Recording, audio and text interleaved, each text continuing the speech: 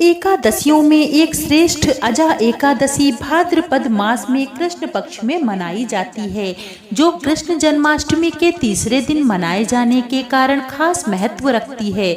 व्रतराज ग्रंथ के अनुसार भादो मास की कृष्ण पक्ष की एकादशी तिथि को अजा एकादशी का व्रत रखा जाता है। सभी एकादशियों की तरह यह एकादशी भी भगवान विष्णु को समर्पित है। सनातन धर्म में अजा एकादशी का विशेष महत्व है। अजा एकादशी के दिन व्रत रखने से कई तरह के दुखों से निजात मिलने के साथ साथ सुख समृद्धि की प्राप्ति होती है।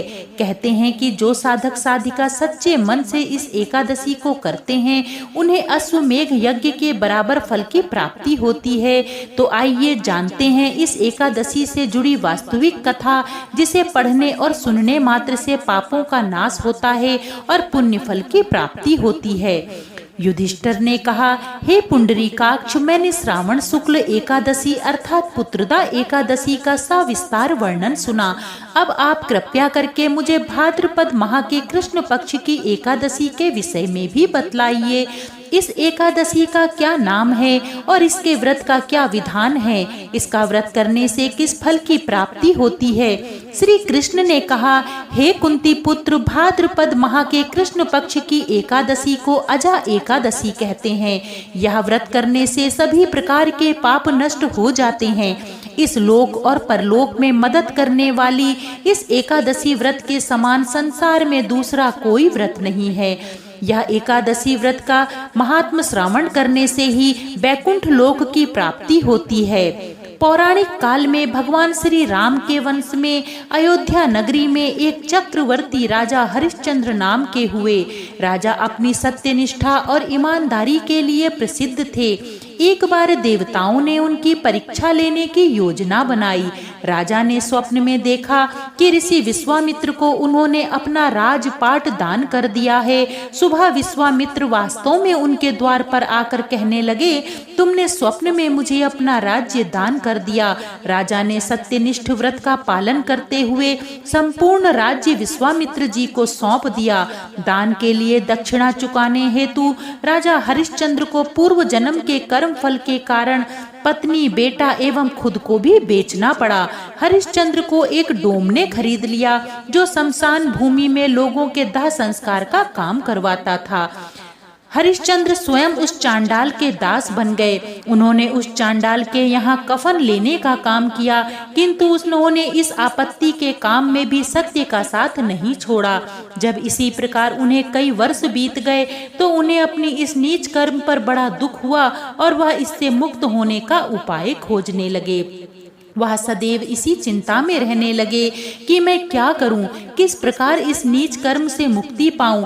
एक बार की बात है, वह इसी चिंता में बैठे थे कि गौतम ऋषि उनके पास पहुँचे। हरिश्चंद्र जी ने उन्हें प्रणाम किया और अपनी दुख भरी कथा सुनाने लगे।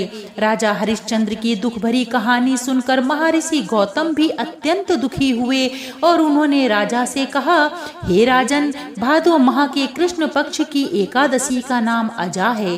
तुम उस एकादशी का विधान पूर्वक व्रत करो और रात्रि को जागरण करो, इससे तुम्हारे सभी पाप नष्ट हो जाएंगे। महर्षि गौतम इतना कहकर अंतर ध्यान हो गए।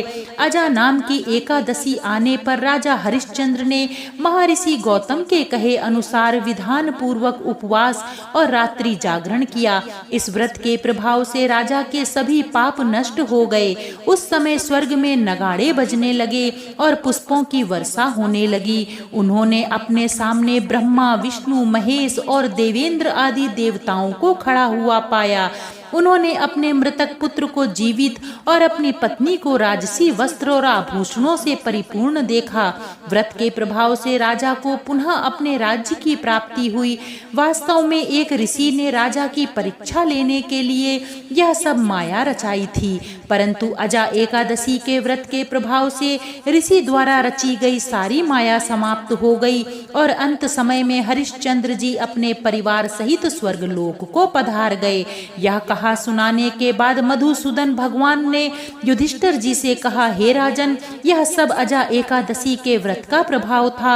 जो मनुष्य इस उपवास को विधान पूर्वक करते हैं और रात्रि जागरण करते हैं, उनके सभी पाप नष्ट हो जाते हैं और अंत में वे स्वर्ग को प्राप्त करते हैं। इस एकादशी व्रत की कथा के श्रवण मात्र से ही अश्वमेघ यज्ञ के फल की प्राप्ति हो जाती है।